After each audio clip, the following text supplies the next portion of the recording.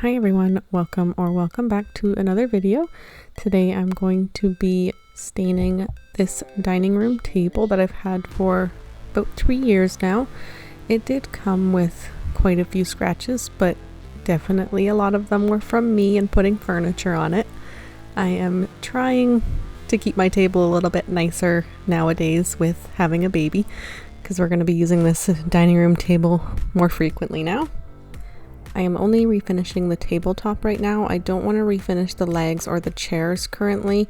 They're not in terrible shape, but my cat has claws and he loves to scratch at the table legs and the chair legs, so I just don't want to put that much effort for him to just destroy them.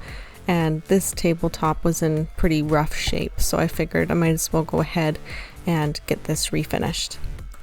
I'm just starting out with cleaning it with some Simple Green all-purpose cleaner, and then I just wipe it away with some clean water on a new rag to get rid of any of the leftover residue from the cleaner. I started off using a carbide scraper, trying to get off as much of the finish as I could.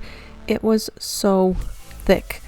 I don't know what paint was used for this table, but this took me a good few days to scrape and sand. I could have used stripper, but I've never used stripper before, and honestly I just didn't feel like it. I don't mind using the carbide scraper and sanding, but it definitely was very time consuming. Maybe next time I'll use some stripper and see how that goes. But I just basically went back and forth with the carbide scraper and the sander to thin out the paint just a little bit to make it easier for me to scrape it off, and went back and forth, and I did so much sanding, starting with a 120 and then I moved up to a 220 before staining.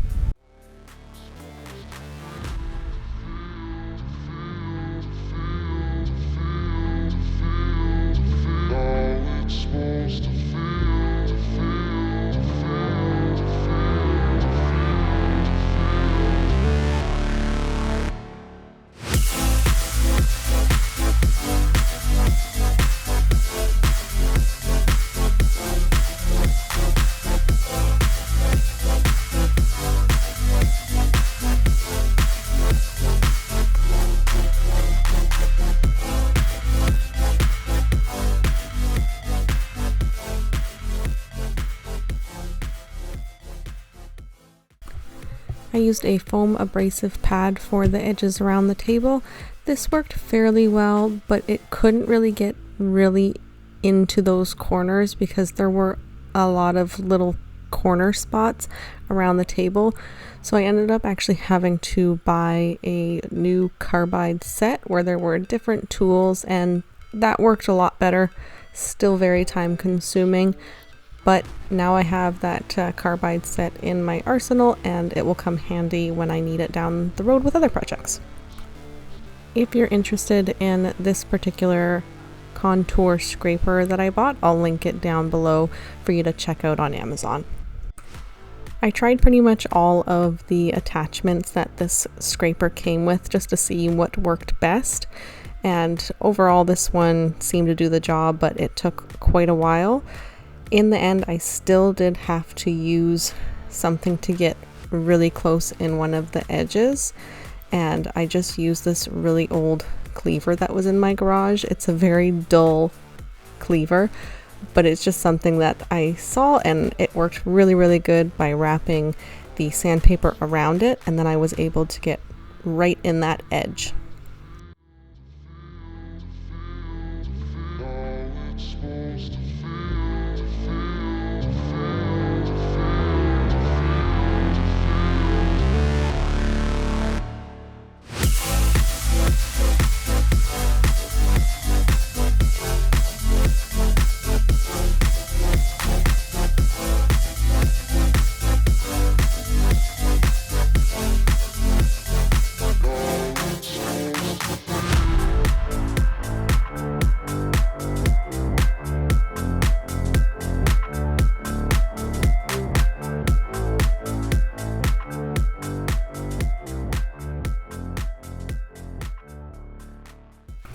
After all that sanding, this is what the table is looking like.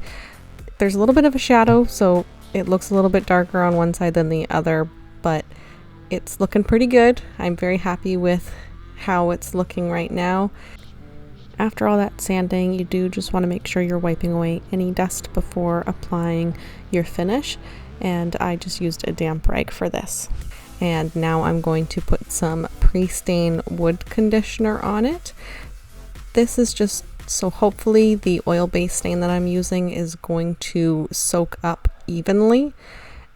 I have no idea what type of wood this is. It kind of looks like maple from another project that I had refinished years ago now, and when I had stained it I didn't use the pre-stain wood conditioner and it was so blotchy, so I didn't want to take any chances, and I figured it's better to use the pre-stain wood conditioner than to not use it and have to start from scratch.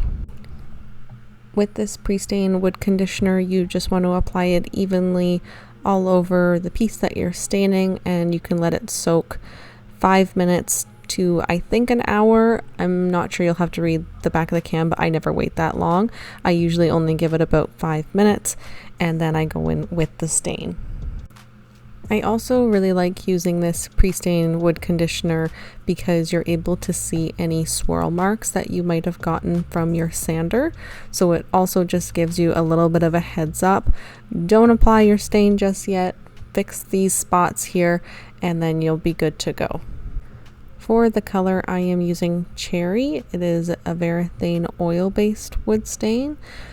When using an oil-based wood stain, it is a good idea to do this on not a very humid day, not a super hot day, because the stain will dry too quickly. You'll end up getting streaks in your finish.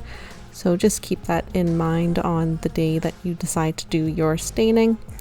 And I am only doing one coat, so I am making sure that I am getting every single spot, because if you miss a spot and then you try to put more stain on it later when the first coat dries, you're going to have to do the entire table again, and I didn't want to do that. I only wanted the one coat, so I made sure that every little nook and cranny around the table was completely covered. And I am just using a shop towel to apply this, and then I just wipe off any excess with a clean shop towel. And because this is an oil-based stain, make sure you are disposing it properly. Oil-based rags can spontaneously combust, so just keep that in mind. I did not know that when I was first starting out, and I wish it was mentioned more often on the YouTube videos that I had watched when I first started.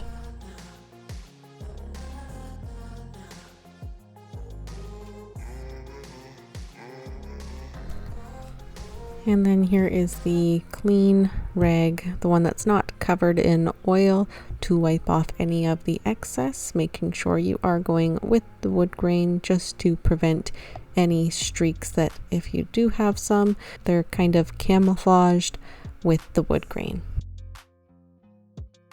After letting the stain dry for a few days, I am coming in with my usual, the Varathane Diamond Wood Finish in Satin Topcoat. I could have easily done this by hand, but I'm trying to get better with using my spray gun. So I just put about 3 to 4 coats, because it is a kitchen table, making sure that I'm catching any drips that might have happened, because this spray gun is not the greatest, but it does the job. And I'm sure I'm not very great at doing it myself, so just keep an eye out when you're using a spray gun or when you're painting. Get those drips before they dry. At least that's my opinion, because I find it easier to get rid of the drips and not have to sand them off later. Now that everything is finished, let's have another look at the before when I had the table legs in, and now here's the after.